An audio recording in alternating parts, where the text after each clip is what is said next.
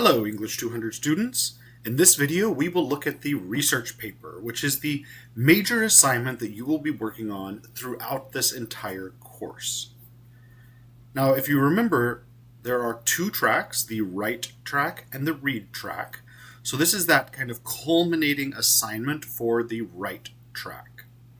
My hope is that you are watching this for the first time all the way in Module 1. And if you are, it is okay, you might run into some concepts or some ideas or aspects of this project that you don't understand yet. That is absolutely okay. We will cover it in different assignment sheet videos. We will talk about it in that podcast. Your assigned readings for each module will support the different things we're doing. So the purpose, if you're watching it for the first time, is to get a sense of what is the big idea? What is all of this work leading up to? I then recommend that as you go on throughout the course, you watch this video a few more times, maybe at each of the different steps, so that you know, okay, how does what I just did, like the research proposal, contribute to the final project? Finally, give it one more view and one more, look over that assignment sheet one more time in Module 7, because that is when your final research paper will be due, at the end of Module 7, which is Sunday at 11:59 p.m. All right, so what are you doing? The prompt looks a little simple, but I'm going to break it down as best as I can. So your job, you are going to create a research paper or an essay that is thesis-driven, which means that you will have a thesis that guides, especially your analysis. It needs to be research-backed, which means that you're going to be finding a lot of different sources to support the claims that you make. And it is argumentative, because you are, in fact, making a claim, again, especially in that analysis portion or section of your essay. The research proposal in Module 1 will help you get started. So this is that kind of exploration or exploratory form of writing that will help you get some information about your topic, determine a topic, and generate research questions to get you started. My advice is to go back and watch that research proposal video in Module 1 so that you know a little bit more about what is required. You are free to choose the topic for this research paper, but there's a few rules. It must be a recent issue. And so that by this I mean nobody here is, say, a history major. Therefore, you are not going to look at, the history of plumbing technology in Victorian Britain.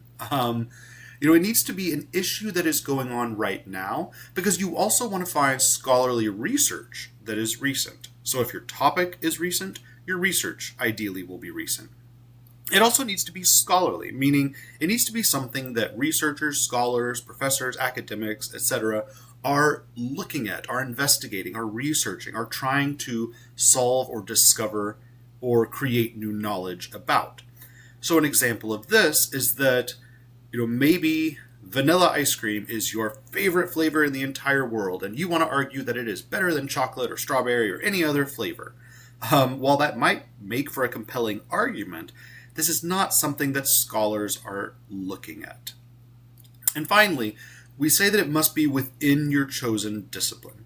And the reason for this is we want to start to help you develop skills that will benefit you throughout your entire college experience. If you haven't declared a major yet, if you're kind of just taking a few basic courses, getting a feel for things, you're free to choose either psychology or criminology. So just kind of think, which one interests you the most right now? And the reason for this is that the topic you choose all the way back in your research proposal in Module 1 will be the topic that you will work on for the entire duration of the course. So make sure that it holds your interest, make sure that it aligns with your own goals, and you will be good. Finally, we say that the topic should also be a debate or argument. So in other words, this one is pretty simple. It cannot be something that can't be debated. So for example, what is the favorite ice cream of aliens on Alpha Centauri? We have no idea if aliens exist, if they do live, in that area, if they even eat ice cream. None of that can really be debated in a logical and scholarly way. On the flip side, it shouldn't be something that is settled. So while it might be a debate in popular culture about whether or not the Earth is flat, you are not going to find any scholarship or any researchers who are trying to advocate or do research on flat Earth theory. That has been resolved. We have overwhelming evidence. So even though it's a debate, it's not a scholarly debate. So those are kind of the confines that help you determine which topic you should choose and what direction you should head in. Now let's look at the research paper itself. We have listed here the major components or parts of your research paper. And the first is going to be your introduction. It'll be about 1 page long, and this is where you're going to briefly introduce your topic. So that's any kind of background information, any kind of context to help your reader or your audience understand just enough about your topic so that they know what it is you are writing about, what you're researching and arguing about. This should also include your research question that drove the research process. So you developed this all the way back in your research proposal. And you're going to end with a roadmap and a thesis. Now, if you paid attention to that video for the research proposal, you'll realize that a lot of the things that are required in your introduction come from your research proposal. You use the CQ Researcher database to select your topic, to do a little bit of research, to give you some context, and you provided that in your research proposal. You also developed your research question in your research proposal. The things that are not included would be the roadmap and the thesis. So the first thing is I would look at the feedback you received on your research proposal, cut out anything that is not supposed to be in the introduction. For example, you are not talking about potential obstacles that you might encounter, so cut that section out of your research proposal. And then the 2 new things you're going to add are a roadmap and a thesis. We will provide more readings and resources to help you out with these, but in general, a roadmap is just the sense of the direction you are headed in. Think of it like any of those videos you see on YouTube or maybe a podcast where they say, first I'm going to talk about A, then I will cover B, and finally I'll end with C. That's what a roadmap is. You're just telling your reader how your paper is structured and what direction it is headed in. And then your thesis is your main argument. Your thesis you can't really develop until the rough draft of your research paper, because it is how you are organizing the main idea or significant idea for your analysis section. So we'll talk about that more in a little bit.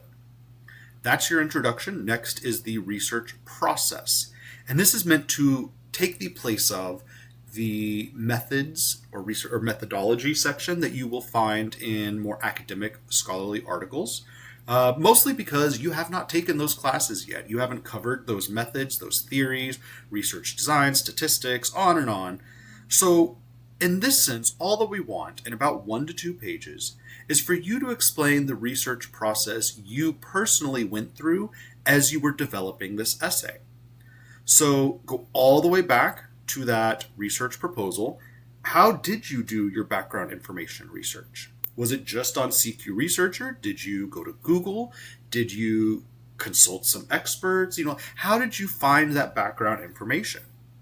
Then in Module 2, as you started turning into those research articles for the references list, how did you navigate the library? Where did you go? Did you use certain databases? Were there specific search terms that you used? How did you find those search terms? Was it based upon the keywords from an abstract? Did you meet with a librarian or your instructor?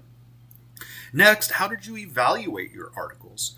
So we've given you some examples like the CRAP test, but in effect, you're just briefly explaining how did you know that these were high quality sources?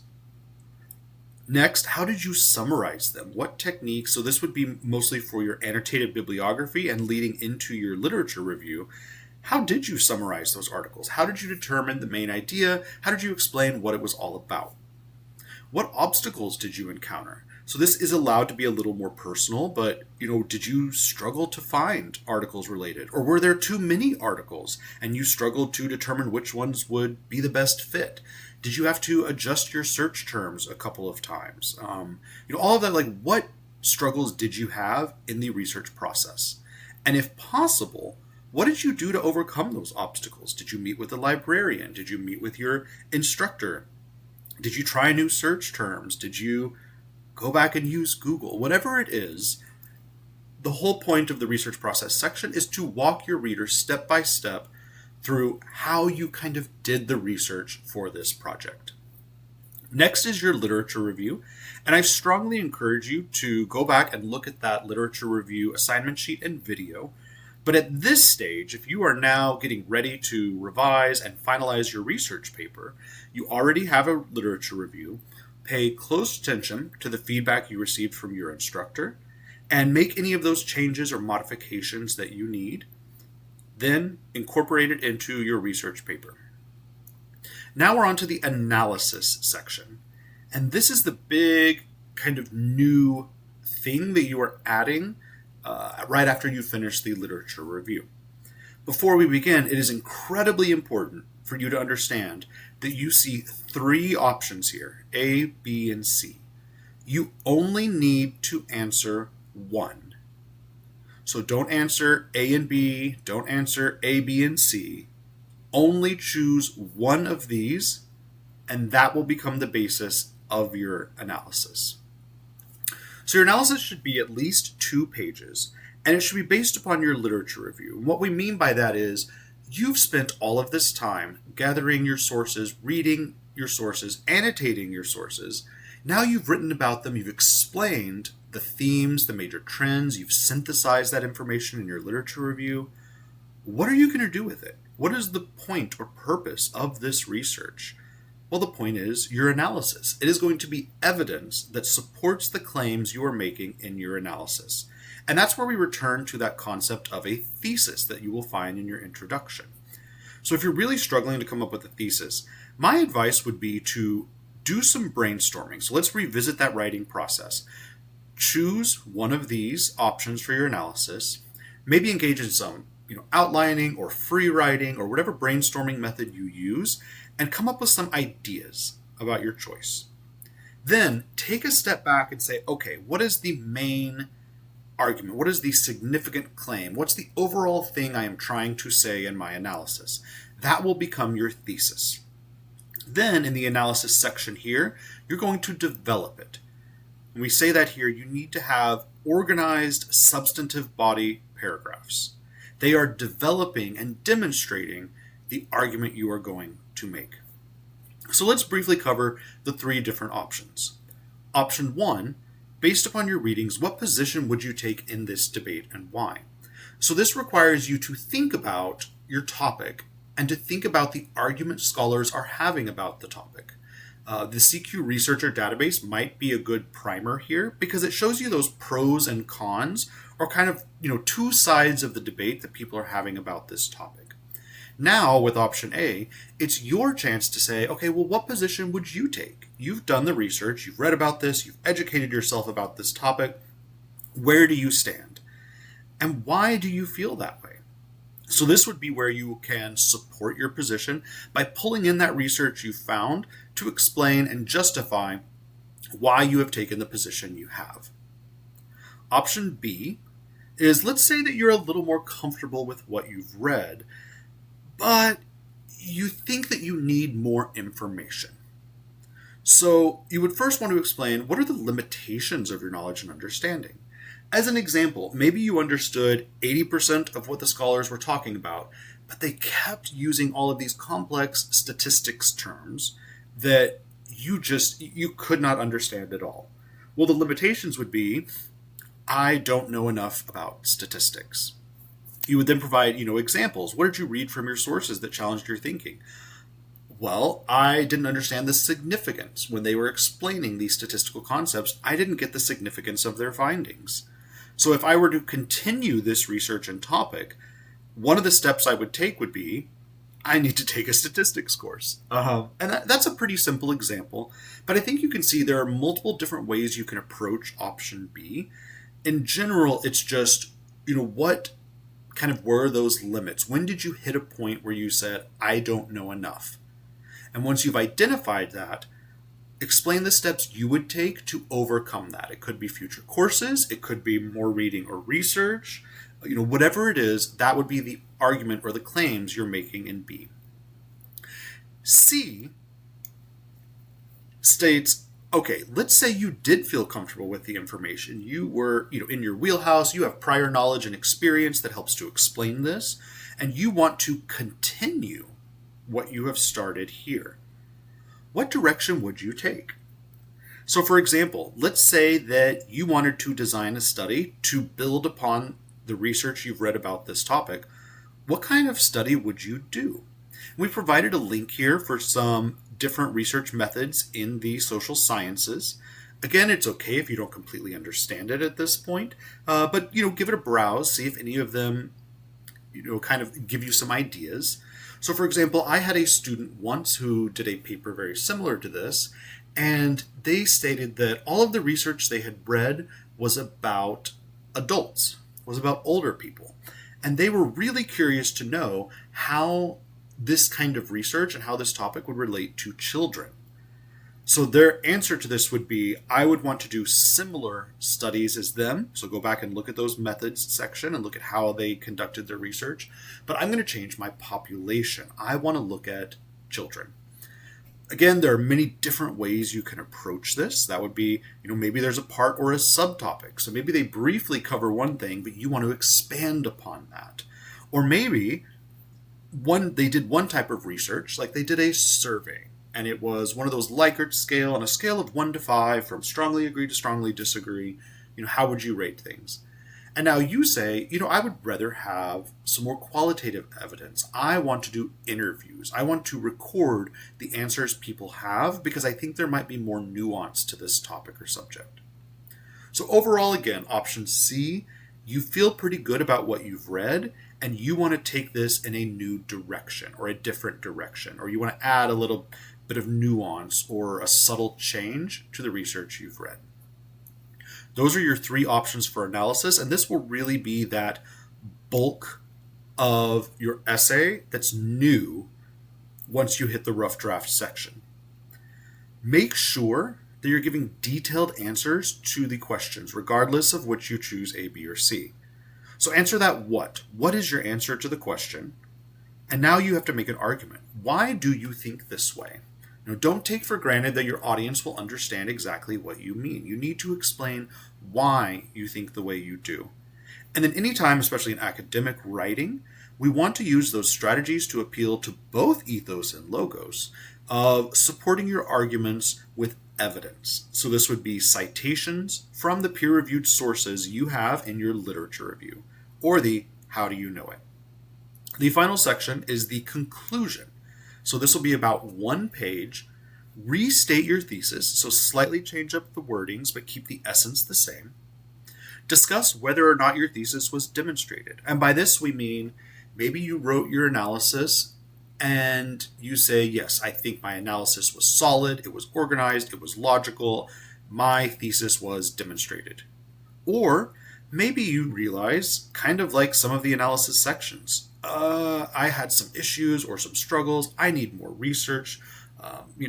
More needs to be done or written about this. That is absolutely okay. Finally, identify any limitations of your analysis. And so this is very similar to that, was your thesis maybe not demonstrated? Even if it was demonstrated, again, maybe you need to do more research, or maybe another aspect of this topic needs to be looked at. You just didn't have the time or the space to do it.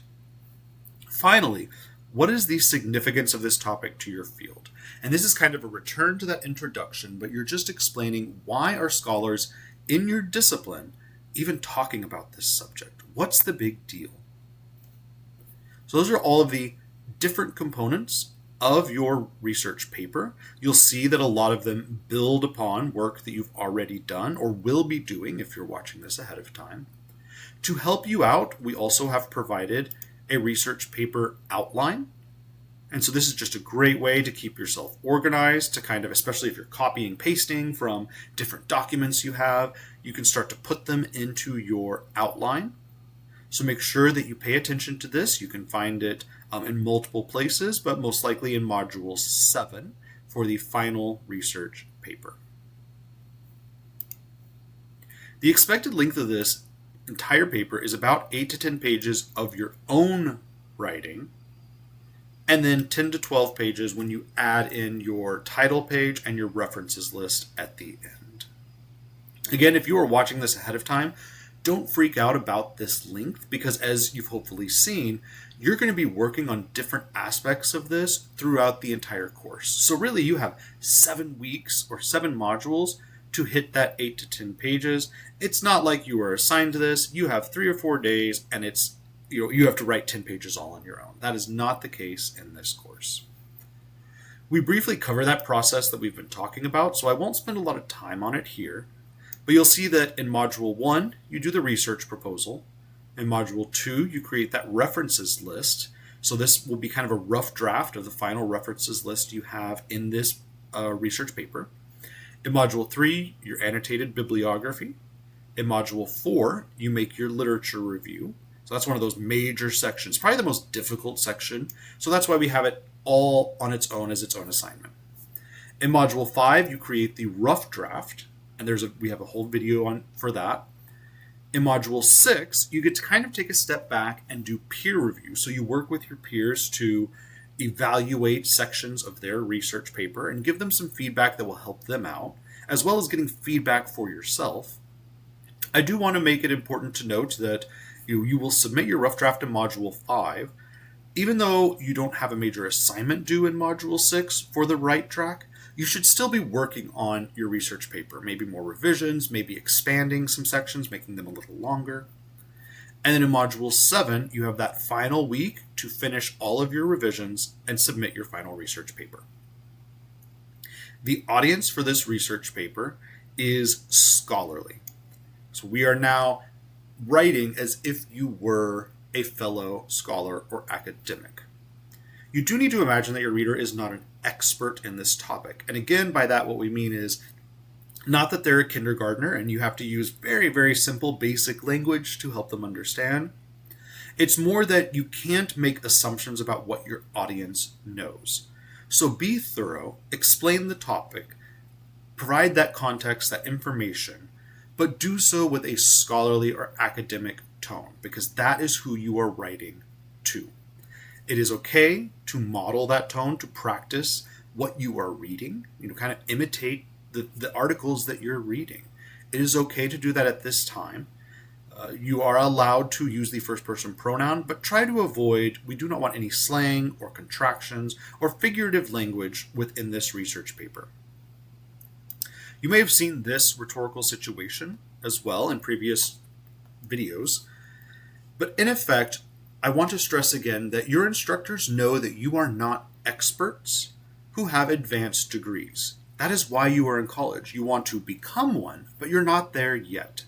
So even though we are pushing you to try to write a highly academic, scholarly research paper, your instructor knows that you are not there yet.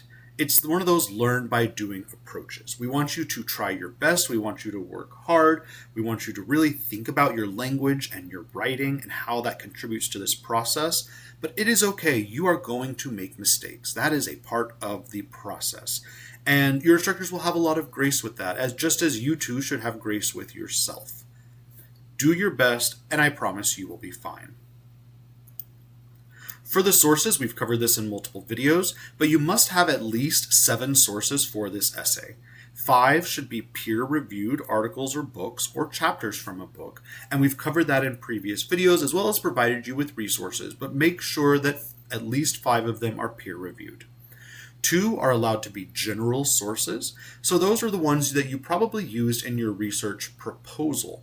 They don't meet the qualifications to be scholarly and peer-reviewed, but they are still highly credible sources that appeal to, that build that credibility within your audience so that they know that you know what you're talking about. So at the very least, 7 sources. This must be formatted as a Word doc or a PDF, and we've talked about why in previous videos. Keep it simple. We also have resources here. It must be formatted in APA 7th edition style. Here's how to do the title page, and here's how to do a references list. Now for AI, I'm not going to spend a lot of time on this. mostly because every single assignment sheet has its own AI guidelines. So I highly suggest that you review each of those videos as you're completing each of the different parts or components. For the final research paper, though, you are not permitted to use AI to write this paper. It is incredibly important that you develop the critical thinking, reading, and writing skills all together to do this on your own.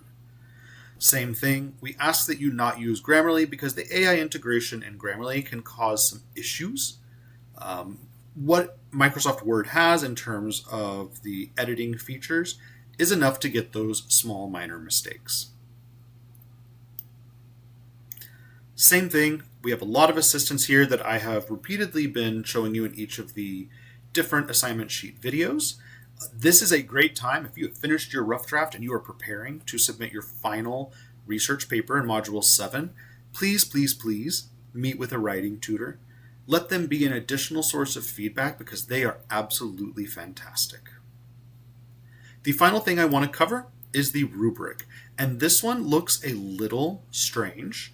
But I want you to think about how you have been graded or assessed and what rubrics we used with all of the previous assignments. Some were more complicated, like the literature review, with multiple different things we were looking for. And that's to help make sure that all of those different required parts or components are there so that you are developing, say, the best literature review you can. Others were more of a participation grade, so that was kind of your rough draft. Do you meet, or not the rough draft, I'm sorry. But do you meet all of the requirements? Do you have everything that you need, like the references list? Yes, partially, or no. Now that we've entered the final version at this research paper, we're doing a holistic overall grade. So if you want to know if you have, say, an A paper, read this paragraph. That is the level that we would expect out of an A paper overall. If you have questions, of course, reach out to your instructor or revisit the feedback and the grades that you've received on your previous assignments. But you should have a pretty good idea if you read each of these paragraphs what kind of paper you are submitting. As always, with any other questions or any other issues or wonderings that you have, please reach out to your instructors and we will be happy to help.